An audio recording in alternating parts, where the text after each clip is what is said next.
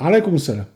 هذه الحلقة 224 من برنامجكم لحظات قرآنية، ونحن لازلنا في العنوان ماذا لو جاء النبي الآن، والحلقة الثالثة فيه.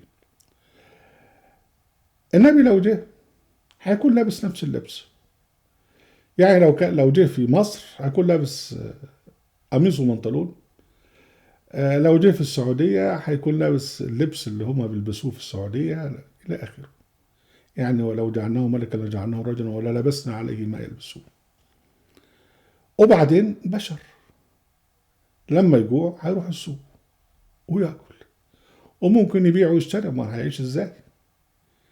وده اللي كان بيعمله النبي محمد عليه السلام وهو في مكة. فالجماعة اللي هم الملأ، اللي هم يعني كبار التجار في قريش، فكانوا بيتريقوا عليه.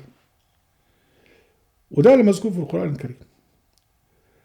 وقالوا: ما لهذا الرسول يأكل الطعام ويمشي في الأسواق. يعني قلت لكم ده النبي محمد لو جه برضه هيمشي في الطعام وياكل، يخش المطعم ده ويخش مطعم الكشري ده ويخش ياكل عيش وطعميه، او يخش ياكل كذا زي الناس، ولابس نفس اللبس بالناس. وده كان محمد عليه السلام وهو في مكه نفس الحكايه، ياكل الطعام ويمشي في الاسواق، شخص عادي. القضيه مش فيه هو، القضيه في الوحي الذي جاء به في القران.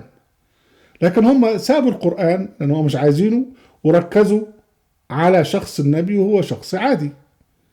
ما هوش بقى جاي ومعاه الملائكة والمقترنين ومعاه الهيصة والبتاع، لا، شخص عادي. فقالوا: ما لهذا الرسول يأكل الطعام ويمشي في الأسواق لولا أنزل إليه ملك فيكون معه نذيرا. يعني ما كان ينزل معاه ملك، والملك يقول لهم: يا اخوانا ده النبي، يا اخوانا اهو خلي بالكم. هنا هيكون الإيمان بالشخص مش بالوحي، مش في القرآن. لولا أنزل إليه ملك فيكون معه نذيرا. وبعدين هو راجل يعني ما هوش غني، فيقولوا: أيلقى له كنز أو تكون له جنة يأكل منها.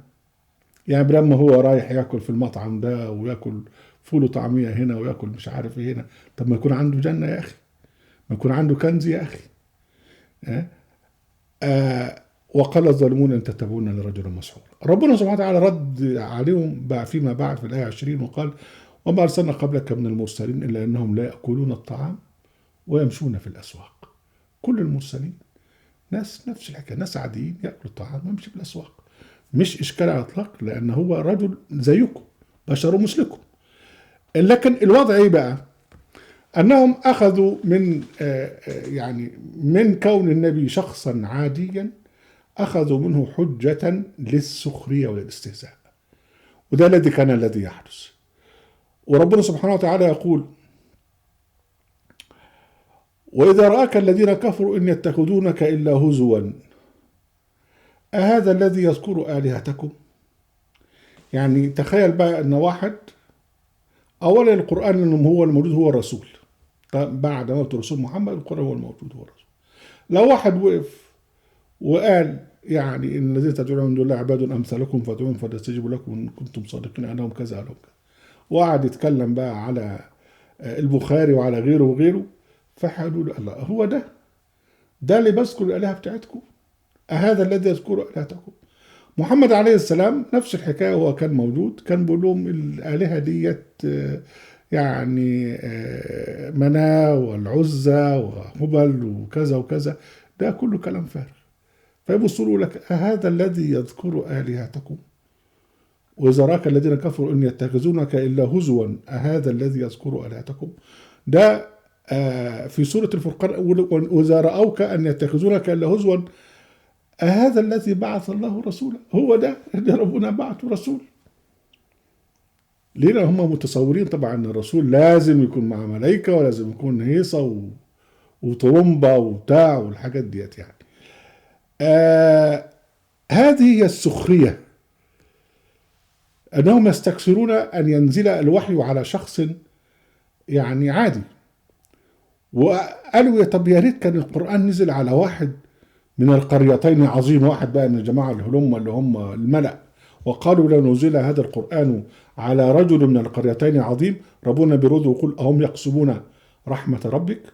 نحن قسمنا بينهم معيشتهم في الحياة الدنيا ورفعنا بعضهم فوق بعض درجات ليتخذ بعضهم بعضا سخريا ورحمة ربك خير مما يجمعون. يعني انت غني، ده ربنا نعم لك غني. ده يعني هل ده مبرر ليك ان انت تستهزئ برسول لانه اقل ثروة منك؟ لكن هذا هو الذي حدث. الذي يحدث انهم كانوا يستهزئون بالنبي لانه كان شخصا مثلهم. وبالتالي نفس الحكاية لو جاء النبي محمد هنا وفي نفس اللبس وبنفس الطريقة ويأكل الطعام ويمشي في الأسواق لا سخروا منه.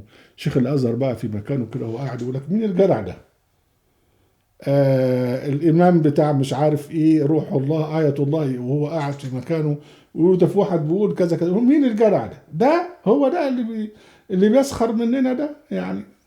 فنفس الحكاية لو جاء النبي محمد بشخصيته العادية لا سخروا منه ولا استهزأوا به. ليه؟ لأنهم يكفرون بالقرآن وهم لا ينظرون القرآن ولكن ينظرون إلى شخص النبي ويتخذونه هزوا. أهلا بكم أحبتي في برنامجنا لحظات قرآنية وفي قناة هذا القرآن وفي موقع القرآن. لا تنسوا المشاركة بشير ولايك وعليكم السلام.